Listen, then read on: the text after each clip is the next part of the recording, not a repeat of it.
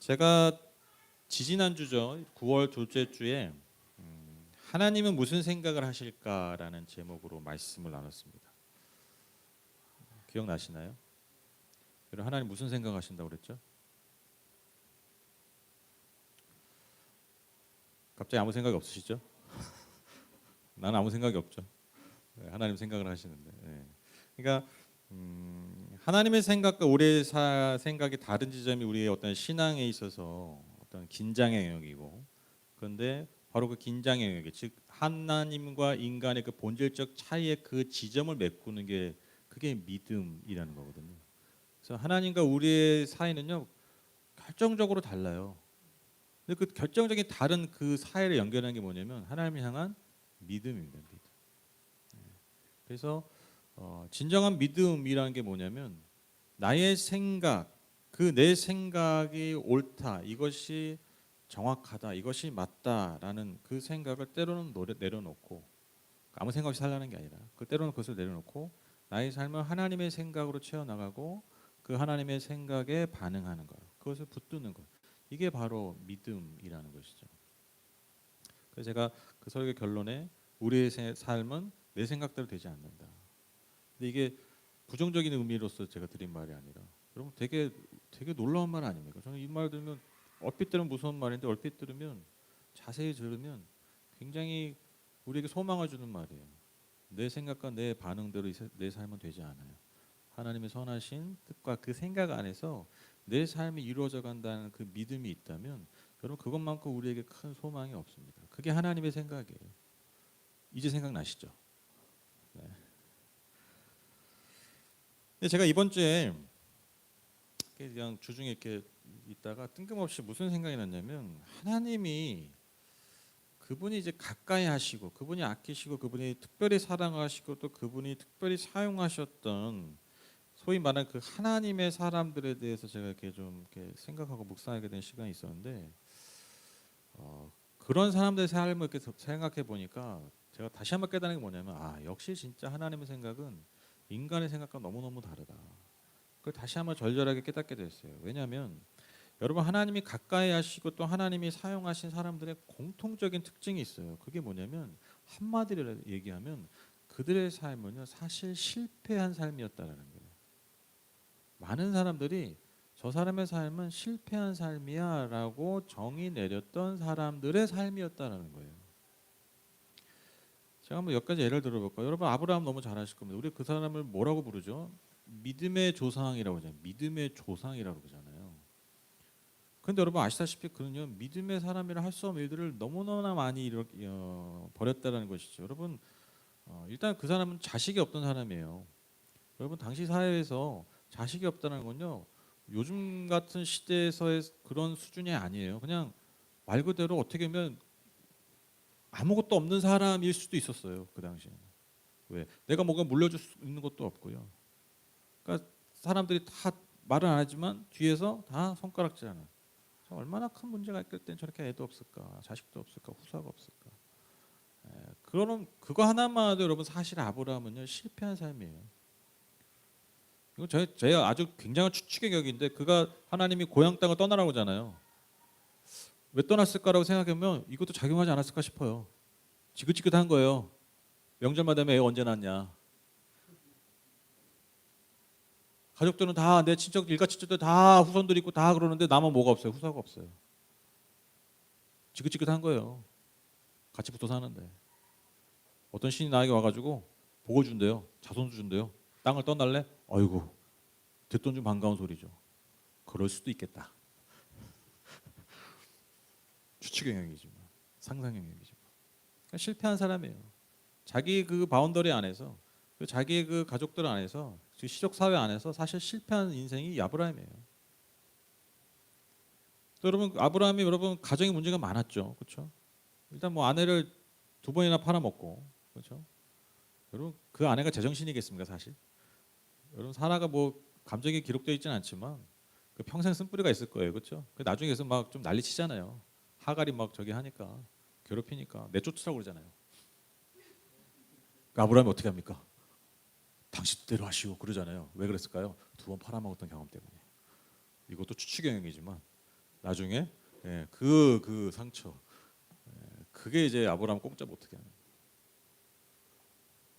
심지어 자기가 후사를 위해서 직접 취한 첩과 그 아이마저 하갈가 있으면 말이죠 내쫓아버려요. 진짜 나쁜 놈입니다 사실. 그러니까 쉽게 얘기하면 자기 가정 하나 잘 다스리지 못한 사람이에요. 사실 엄밀하게 얘기하면 실패자예요. 여러분 아브라함의 손자 야곱의 어떤 삶입니까? 뭐 12아들 이스라엘 지파의 아들을 낳은 건 뭐 대단한 것처럼 여겨지지만 여러분 그의 삶을 잘 돌아보면 이상한 욕심이 있었어요. 이상한 시기심이 있었어요. 그냥 살면 되는 걸 뭐 굳이 장자권 그거 욕심 내 가지고 사실 이상한 욕심이에요. 그렇죠? 뭐 장자의 축복 뭐 우리 뭐 욕심이지. 그왜 그냥 잘 굴러가는 집안을 파탄내냐고요. 그 야곱이 한 거예요.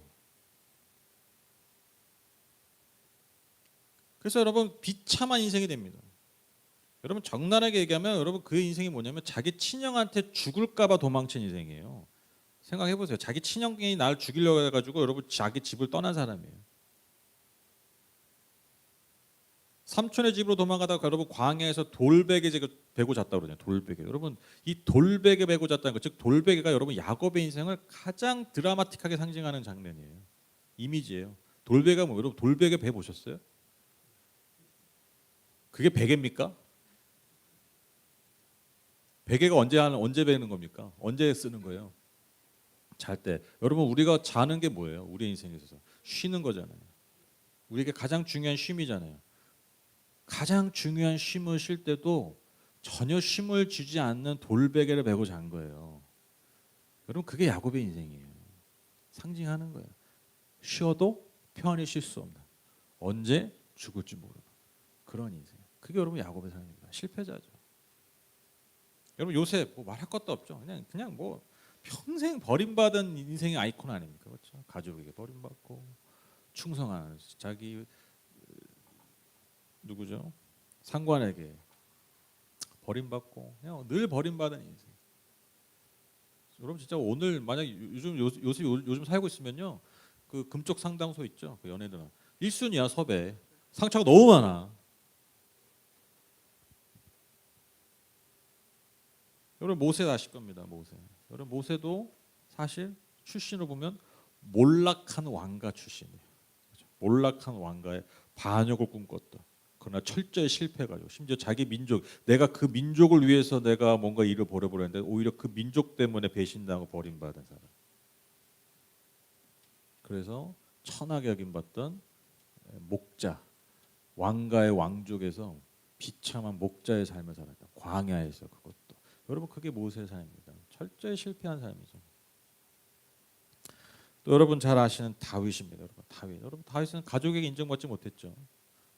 사무엘이 아들들 데려오니까 아버지가 여러분 데려주도 않잖아요. 신경도 안 써. 너무 말단이야. 존재감이 없는 아들. 그리고 골리앗 좀 잡으려고 막 믿음으로 막 뭔지 얘기 좀 하려고 했더니 자기 큰 형이 막 쌍욕을 퍼부었던. 찾아보세요 있어요. 니까짓 게 뭐라고. 그런 게 다윗이에요. 그런 게. 그리고 우리나라 그 영화의 한 대사인데 왕이 될 상이었는데, 그렇죠? 왕이 될 상이었는데 여러분 광야의 떠돌이가 됐던 몰락한 스타죠. 스타 반짝 스타. 그게 여러분 다윗입니다. 무엇보다 여러분 그는요 인생의 말년에 또 성적으로 타락합니다. 흠이 많아요. 심지어 또 아들이 자기를 반란해서 자기를 죽이려고 했어요. 자기가 아꼈던 아들이. 그냥 콩가루 집안이에요. 콩가루 집안. 여러분 구약 성경의 대부분을 차지하는 수많은 예언서들이 있습니다. 그 예언서들을 썼던 예언자들 여러분 아시죠? 예언자들은요 사실 다 실패한 예언자들입니다. 왜 그렇습니까? 다 인정받지 못했어요. 심지어 그 당시 사람들에게 저 사람은 하나님의 진정한 예언자가 보내신 예언자가 아니라 가짜 예언자다. 여러분 대부분 다 그렇게 여김받았어요. 그들이 예언한 대로 안 됐어요. 심지어 여러분 자기의 동족들에게 죽임을 당하기도 했습니다. 그들의 모든 사역은 대부분 실패로 끝났습니다. 신약으로 넘어올까요? 너무 갑자기 짜증나기 시작하시죠. 자꾸 실패하는 얘기 그만해. 근데 어쩌겠어요. 다 그런 얘기인데. 여러분 제자들 아시죠? 뭐 제자들 실패의 표본 아닙니까? 그러니까 뭐 말해 뭐 합니까? 여러분 사실 그 출신 면면이 여러분 번듯한 사람이 없어요. 그렇죠? 뭐 어부고 뭐 저기 독립군이었고, 예, 뭐 세리 뭐 손가락질 받는 인정받지 못하는 그런 사람들의 집합이 여러분 예수님의 제자들이었습니다. 뭐 하나 변변한 사람이 없었어요. 그래서 저는 그런 생각이 들더라고요. 그들이 예수를 버리고 다 도망갔을 때 많은 사람들이 손가락질하면서 이렇게 얘기하지 않았을까? 역시 사람은 고쳐 쓰는 거 아니야. 출신도 뭐하니? 그럴 줄 알았어. 그렇게 아마 손가락질 하지 않았을까요? 자, 이제 끝내겠습니다. 한 분만 더 얘기하고 끝나겠습니다. 이분 또 나오셔야죠. 실패의 아이콘. 예수님이에요. 예수님. 철저하게 실패한. 여러분 실패의 상징이 여러분 십자가입니다. 때로는 여러분의 목에 여러분의 귀에 걸려있는 그 십자가 사실 철저한 실패의 상징이에요. 이거 빅토리가 아니에요. 십자가는. 모든 이들이 저 인생은 정말 비참하고 진짜 끝났구나. 여러분 그게 십자가예요. 모두가 다 인정하는 정확한 팩트. 그게 여러분 십자가입니다. 그게 예수님이에요.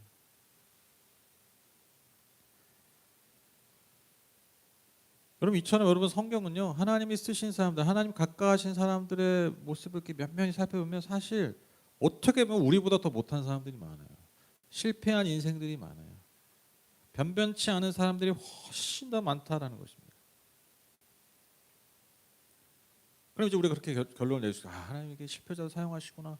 역시 이게 하나님 은혜구나. 그래서 우리 때로는 실패하고 그래도 하나님 우리 사용하시겠지. 예, 맞죠. 그런데 제가 이런 생각 해봤어요. 그건 하나님 생각이고 만약 내가 그 사람 입장이라면 내가 하나님 가까이 하고 있고 하나님 섬기고 있고 하나님께 열심히 쫓아가는 것 같은데 내 인생의 흔적은 늘 그런 실패 흔적들이 남아 있다면 내가 걸어온 길에 그 당시 그 하나님의 사람들은 어떤 마음이었을까? 그분들의 그 사람들의 마음에 한번 동감해 보는 거예요. 그들이 그런 실패의 걸음을 걸어오고 있을 때 그 실패 흔적들을 늘 뒤돌아보고 늘 자책하고 때로는 원망하고 때로는 힘들어할 때 그들이 무슨 생각했을까? 하나님께 어떻게 외쳤을까? 이 생각했을 거죠. 이 외침, 이 간절한 때로는 울부짖으면 하나님께 외쳤을 거예요. 제가 지난주에 말씀드렸던 그 외침. 하나님 도대체 언제까지입니까? 난 언제까지 실패해야 됩니까? 난 언제까지 왜 이 모양입니까?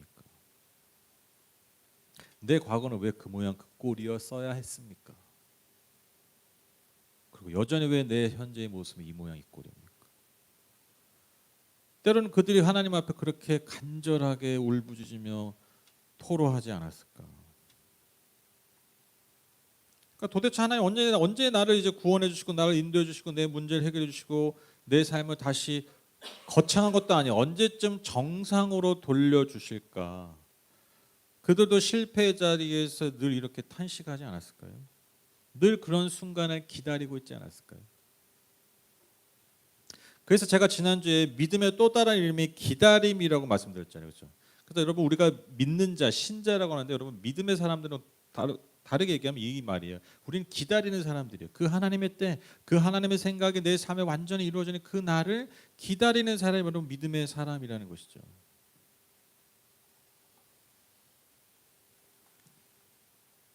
그런데 여러분 그 생각이 들더라고요. 갑자기 막 이런 생각, 진짜 막 하나님 언제까지야? 저도 이제 막 그런 생각 하잖아요. 저도 그런 게 있거든요. 언제까지 기다려야 돼? 그렇게 살짝 기분 나빠지려고 하는데 제 안에 무슨 마음이 번뜩 일어났냐면 하나님도 기다리고 계신다라는 거예요. 제가 이 생각을 못 해봤어요. 내가 하나님을 기다린다고만 생각했는데 믿음으로.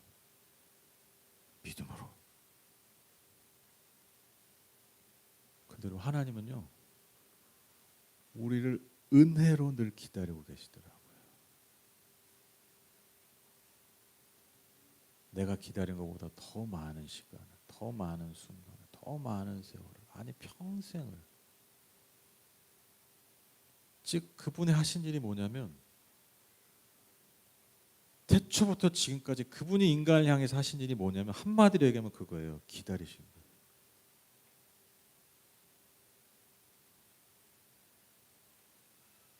제가 아이들 키우면서 진짜 그 이해가 안 갔던 게 있는데, 분명히 이것들이 인간인데 말귀를 알아듣는데 왜 했던 말을 또 해야 될까? 그러니까 뭐 이렇게 잘못된 행동 하지 말라고 하잖아요. 해야 될 걸 하라고 하잖아요. 어쨌든 그 잘 얘기해줘요. 아주 인격적으로 잘 설명, 납득하고 잘 얘기해줘요. 알았대요. 안 해. 또 어때요? 그래서 어쨌든 혼내죠. 해야 될 거 안 하고 하지 말고 하면 혼냅니다. 진짜 막 진짜 눈물 쏙 빼게 혼내요. 알았대요. 아, 꼭 이렇게까지 해야 되나? 이제 하겠지. 안 해. 진짜 안 해. 안 해주시죠? 안 해.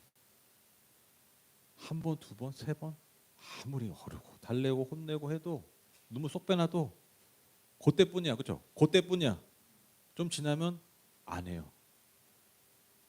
이해가 안 가는 거. 이것들이 분명히 인간인데 왜 그럴까? 그러니까 제가 어떻게 하냐면 될 때까지 하죠. 그래서 포기하면 안 되잖아요. 될 때까지 하면 그러니까 해요 이제 나중에.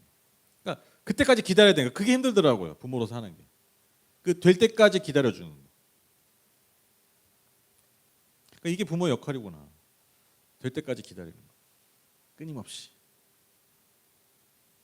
그런데 무튼 제가 이런 생각이 들더라고요.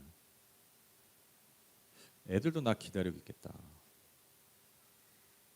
애들도 나를 기다리는 순간들이 진짜 많았겠다. 아빠가 저렇게 갑자기 그냥 소리 지르고 막 화내고 이러지 않기를 기다렸겠다.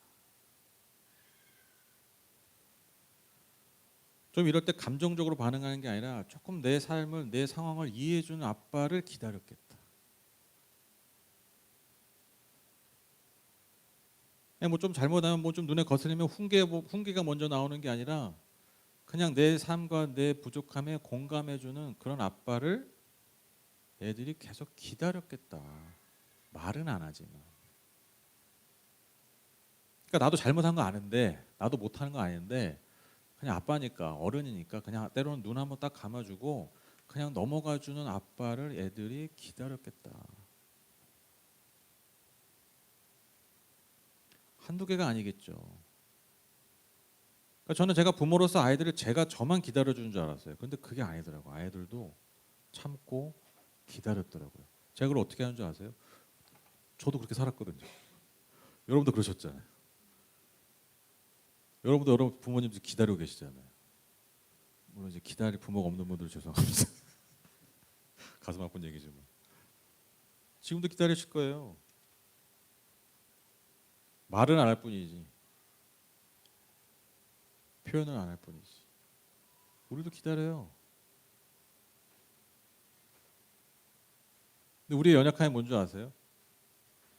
나만 기다리는 줄 안다는 거예요. 그래서 제가 깨달은 게 그거예요. 아, 하나님도 나 정말 많이 기다리셨겠구나.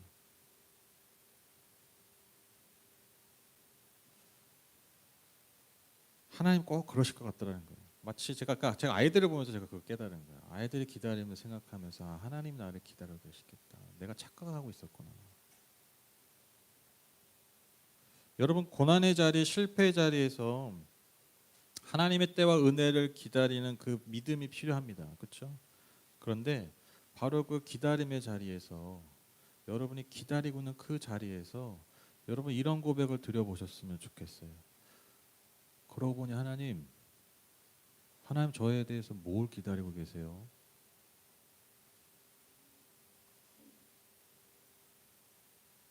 제가 지금 너무 하나님의 은혜가 필요하고 하나님의 도우심이 필요한 이 기다림의 순간이 있는데 하나님 저를 보시면서 뭘 그렇게 기다리고 계세요? 그 고백을 한번 드려보세요.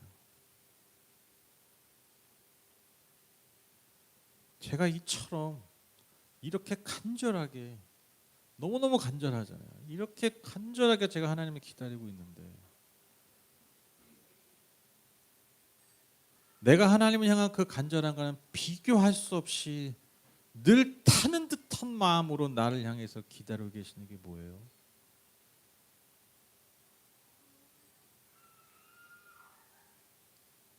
우리가 이런 고백을 바로 그 자리에서 한번 드려봤으면 좋겠어요. 여러분 오늘 읽으신 본문은요, 유명한 탕자 이야기죠. 그 구절에서 한 부분만 떼서 읽은 거예요. 읽지 않은 앞선 구절에서 여러분 아들이요, 아시죠? 어떤 인간인지 아시죠? 굳이 설명드리지 않겠습니다. 앞에도 그렇게 실패한 인을 많이 언급했는데 탕자 또한 언급하고 싶지 않아요. 그 실패한 인생이 그 실패를 뒤로하고 아버지께 돌아가잖아요. 아버지가 돌아가서 내가 아들로 회복될 이게 아니에요. 그냥 아버지의 종으로 살고 싶다. 왜? 아버지 종들도 잘 먹고 잘 살더라고. 그걸 기억하는 거예요. 그래서 내가 아버지의 종으로 살기를 원하는 마음으로, 정말 순수한 그 마음으로. 왜냐하면 도저히 그러냐 아들로 받아들이려 얘기할 수 없는 사람이에요. 절대로. 그건 알아. 그 자기 인식은 있었어요. 그래서 내가 종으로 그냥 굶어 죽지만 않고 살고 싶어서 자기 아버지에게 돌아갑니다. 그 비참한 삶이 끝나길 원했기 때문이죠. 근데 여러분 그가 집에 돌아간 바로 그 순간, 아버지를 만난 그 순간, 여러분 그가 깨달은 게 뭡니까? 아, 아버지 나 기다리고 계셨구나. 그거 깨달은 거예요. 당연히 아버지께 버림받아 마땅한 내 인생인데, 아니 나를 종으로 받아들여주지 않아도 단 한마디의 불평도 원망도 할 수 없는 그런 나인데, 여러분 오늘 읽으신 본문 어떻습니까? 그가 올 때까지 다 준비하고 있는 거예요. 오기만 해봐라. 오자마자 어떻게 합니까? 종들을 시켜서 머리부터 발끝까지 다 회복시켜 주시고 잔치를 벌여주시는. 저는 믿어요. 여러분 하나님은 여러분을 기다리실 때 이놈이 잘하나 언제 잘할 때까지 지켜보자. 이건 쟤도 언제 하나 지켜. 이 기다림이 저는 아니라고 믿어요. 내가 얘를 위해서 언제 잔치를 벌여줄까? 내가 언제 얘를 내 자녀를 완전히 회복해줄까? 하나님 이날을 기다리시는 거예요. 이해되시죠? 노 목사가 또 오늘 부담을 주네. 뭘 하나님 기다리시냐? 뭘 뜯어 고쳐야 되나? 이게 핵심이 아니에요. 아시죠? 이게 핵심이 아니에요. 하나님 나를 뭘 뜯어 고치게 원하시나? 뭘 기다리시나? 오늘 또 그냥 숙제를 주네. 그래 하나님 뭘 기다리시나요? 뭘 뜯어 고쳐야 되나요? 여러분 이게 핵심이 아니라고요. 하나님 저와 여러분 뜯어 고치려고 기다려 주십니까? 여러분 하나님 뜯어 고치니까 하나님 제일 쉬운 거예요. 그냥 하나님 그거 제일 쉬우신 거예요. 저는 옛날에 성경 읽을 때 제일 이해하던 게 그거예요. 여러분 제자들이 배신하고 저는 아무리 읽어도 그 이해가 안 되더라고요. 왜? 아니 예수님 죽은 자도 살리셨으면서 그깟 인간의 감정 정도 그거 못 봤구나? 그거 못 봤구나? 제가 내린 결론이 그거예요. 못 바꾼 게 아니라 안 바꾼 거예요. 왜 안 바꾼 거예요? 기다리신 거예요. 왜? 그들이 진짜 하나님의 자녀가 되기 위해서. 그때까지 기다리신 거예요. 왕의 잔치에 참여하기 위해서, 그 왕의 자녀로 진짜 살게 하기 위해서, 그들이 진짜 그 복음의 능력 안에서 내가 정말 아무것도 없지만 이 하나님의 놀라운 애로 내가 하나님의 자녀가 되었구나, 마치 이 탕자가 경험했던 그 순간, 오직 하나님만이, 예수 그리스도의 십자가만이, 그 복음만이 내 존재를 완전하게 변화시킬 수 있구나, 그것만이 나를 진짜 하나님의 자녀로 살게 할 수 있구나. 여러분 그걸 깨닫게 하기 위해서 그 잔치, 그 완전한 회복을 진짜 경험하게 하기 위해서 예수님이 기다리신 거예요. 안 하신 거예요. 제일 쉽다니까요. 하나님 하시기고. 하나님 그거 왜 못해?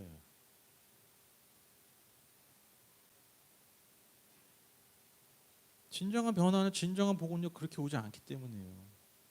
기다리시는 겁니다. 오늘 이 아버지처럼. 결론입니다. 하나님 여러분 기다리고 계세요.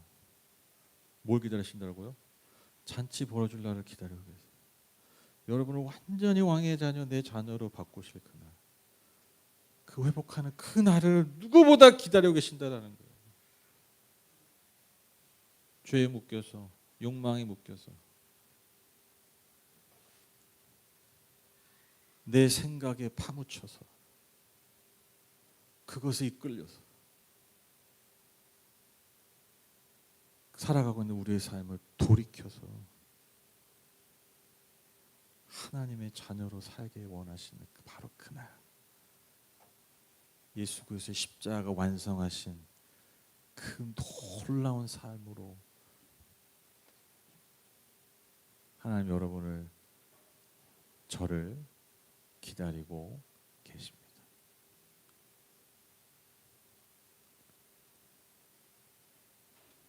그래서 여러분, 우리의 삶에 실패가 많잖아요. 우리의 삶에 실수도 많고요. 그러나 여러분, 그 실패와 실수가 오히려 하나님의 나를 기다리고 계시는 바로 그 잔치의 자리에, 그 놀라운 회복의 자리에 가게 하는 길이 될 수 있음을 여러분 우리가 꼭 기억했으면 좋겠습니다. 그래서 여러분, 우리는 실패가 아니에요. 실수가 아닙니다. 다시 회복으로 가는 길이고요. 온전히 주님의 은혜 아래 머물게 하는 놀라운 징검다림을 우리가 믿었으면 좋겠습니다. 그래서 참 우리가 하나님 믿을 수 있는 거 너무 은혜인데 하나님 우리를 기다려 주시는 것만큼 큰 은혜가 없는 것 같아요. 저 여러분이 그러한 존재라는 것을 늘 잊지 말고 늘 그 마음의 중심에 이 하나님의 자녀된 이 마음, 이 자유함, 이 담대함을 가지고 살아가시는 저와 여러분 다 되셨으면 좋겠습니다.